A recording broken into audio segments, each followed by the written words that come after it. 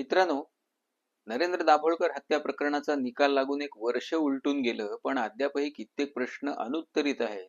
त्यातला 22वा प्रश्न माझा असा आहे की ज्या दोन तरुणांना शरद कळसकर आणि सचिन अंदुरे यांना पुण्याच्या जिल्हा व सत्र न्यायालयाने दाभोळकर हत्येसाठी जबाबदार धरून दोषी मानून जन्मठेपेची शिक्षा सुनावली, त्या दोघांच्या बहिणींनी येऊन न्यायालयात साक्ष दिली होती की त्या दिवशी ज्या दिवशी घटना घडली हत्येची, त्या दिवशी रक्षाबंधन होतं आणि ते दोघंही आपापल्या बहिणींकडे रक्षाबंधनासाठी गेले होते आणि सन्माननीय, माननीय, आदरणीय, अतिमहनीय, महामहिम इत्यादी जी जी बिरुद आदरासाठी न्यायालयासाठी लावली पाहिजे ती सगळी लावून जेवढा न्यायालयाचा आदर केला पाहिजे त्यापेक्षा 2-3 फूट जास्त आदर करून मी जबाबदारीने हे विधान करतो की माननीय न्यायालयाने असं निरीक्षण नोंदवलंय की ह्या दोन्ही बहिणींच्या साक्षी स्टिरियोटाइप वाटतात, एकसुरी वाटतात.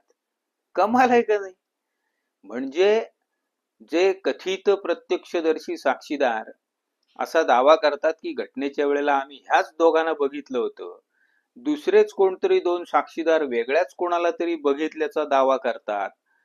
जे ह्या दोघांना बघितल्याचा दावा करतात ते त्यांच्या कथेप्रमाणे त्यांनी थेट 10 वर्षांनीच त्यांना कोर्टात ओळखलेलं आहे. मधल्या कालावधीत फक्त पेपरात फोटो बघितले म्हणतात. ओळख परेड झालेली नाही जी कायद्याने व्हायला हवी.